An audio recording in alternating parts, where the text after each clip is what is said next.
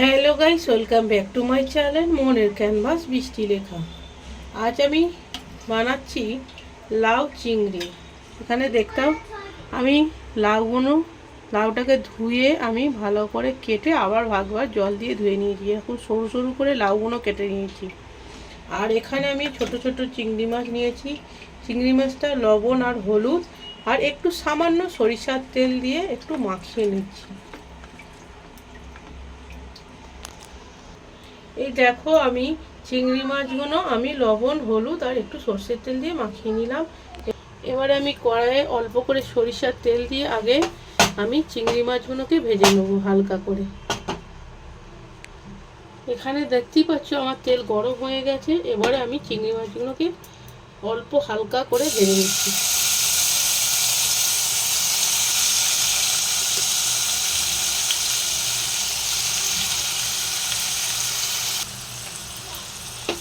এবারে আমি হালকা করে এটাকে চিংড়ি মাছটাকে আমি ফ্রাই করে নেব। এই খুন্তিটা দেখতে পাচ্ছ কাঠের, এটা নতুন নিলাম।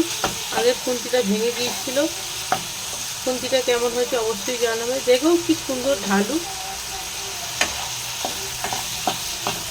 আগের খুন্তিটা আমি ইউজ করতাম, ভেঙে যাওয়ার পরে আমি স্টিলের খুন্তি ইউজ করতাম, কিন্তু স্টিলের খুন্তি ইউজ করা ঠিকও নয়, ননস্টিকে, আর দাগও হয়ে যাচ্ছিল। এখন ঠিক আছে, একদম কমফোর্টেবল আছে। এখানে দেখে নাও চিংড়ি মাছ আমার ফ্রাই হয়ে গেছে। এবার আমি চিংড়ি মাছগুলোকে তুলে নিচ্ছি। এখানে দেখে নাও আমি চিংড়ি মাছগুলো তুলে নিয়েছি। আর এরপরে আমি আবার সরিষার তেল একটু দিয়েছি। তেলটা গরম হয়ে গেলে আমি এর মধ্যে দিলাম তেজপাতা, দালচিনি, লবঙ্গ আর এলাচ। এবারে হালকা একটু নাড়াচাড়া করে আমি এবারে দিয়ে দেব আলুগুলো।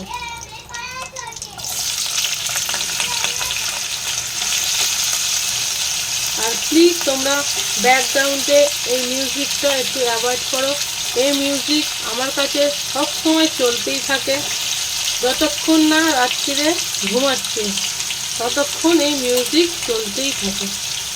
তাই তোমরা বলছি একটু অ্যাভয়েড করে নাও। চলো আমি আলুগুলো ফ্রাই করে নিই আর একটু হালকা লবণ দিয়ে দিই। এখানে দেখতে পাচ্ছি আমি অল্প লবণ দিয়ে দিলাম, দিয়ে আলুগুলো একটু হালকা ফ্রাই করে নেব। এখানে দেখে নাও আলুগুলো হালকা করে ফ্রাই করে নিলাম। এবারে আমি এই লাউটা আমি দিয়ে দেবো। লাউটা তোমরা এতটা দেখছো তো, এক্ষুনি কিন্তু লাউটা অল্পখানি হয়ে যাবে। লাউ থেকে জল বেরিয়ে একটুখানি হয়ে যাবে। এবারে আমি ভালো করে মিক্স করছি, দিয়ে ভালো করে মিক্স করে আমি একটু নুন হলুদ দিয়ে ভালো করে মিক্স করব, করে একটু চাপা দিয়ে দেবো লো ফ্লেমে। এখানে দেখতেই পাচ্ছ লবণ আর হলুদ দিয়ে আমি ভালো করে একটু মিক্স করে নিই। এখন কিন্তু গ্যাসটা হাইয়ে আছে, দিয়ে ভালো করে আমি মিক্স করে নিই। দেখেছো কতটা কমে গেল, এরপরে আরও কমে যাবে, একটুখানি হয়ে যাবে। যেমন শাক দেখতে অনেকটা লাগে, তারপরে জল বেরিয়ে একটু হয়ে যায়, একটুকু হয়ে যায়, তেমনই লাউ একটুখানি হয়ে যাবে। এরপরে আমি এটাকে চাপা দিয়ে দেবো। এবার আমি একটু মিডিয়াম করে চাপা দিয়ে দেবো। এ দেখো, তুমি কিছুক্ষণ পর চাপা খুলতেই দেখো আমি কিন্তু একটুও জল দিইনি। হ্যাঁ দেখো জল বেরিয়েছে কত, দেখতেই পাচ্ছ। এই ভাপে ভাপেই সিদ্ধ হয়ে যাবে। আমি এবারে চিংড়ি মাছগুলো দিয়ে দেবো।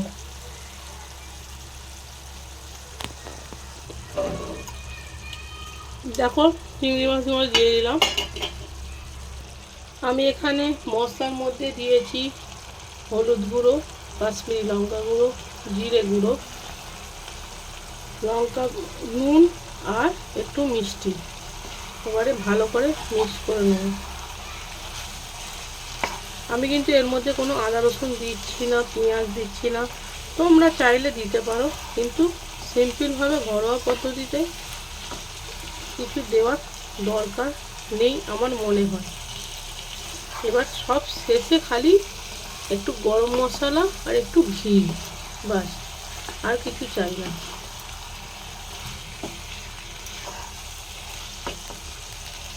আমি এর মধ্যে সামান্য একটুখানি জল দিচ্ছি। তোমরাও না চাইলে দিতে পারো, বাট আমি সামান্য একটুখানি জল দিলাম। দিয়ে আমি লো ফ্লেমে আমি চাপা দিয়ে দেবো।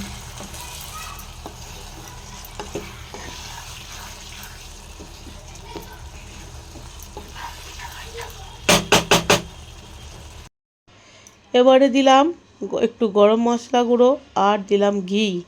ঘিটা গলে গেল ক্যামেরা অন করতে করতে, সরি। রান্না আমার পুরোপুরি কমপ্লিট হয়ে গেছে। এবারে সব শেষে আমি কিছুটা কাঁচা লঙ্কা কুচো আর কিছুটা পরিমাণ ধনিয়া পাতা কুচো দিয়ে দিলাম। শীতকাল মানে কিন্তু ধনিয়া পাতা, নাহলে তরকারির টেস্ট আসে না। আর এই লাউ চিংড়ি তোমরা রুটি, ভাত সব কিছু দিয়ে খেতে পারবে। ভিডিওটা ভালো লাগলে একটা লাইক, একটা কমেন্ট। নতুন বন্ধু, পুরনো বন্ধু সকলকে অনেক অনেক ভালোবাসা। আর নতুন বন্ধুরা প্লিজ চ্যানেলটাকে সাবস্ক্রাইব করো। Tata, bye bye. ভালো থেকো, সুস্থ থেকো আর হাসি খুশি থেকো। টাটা।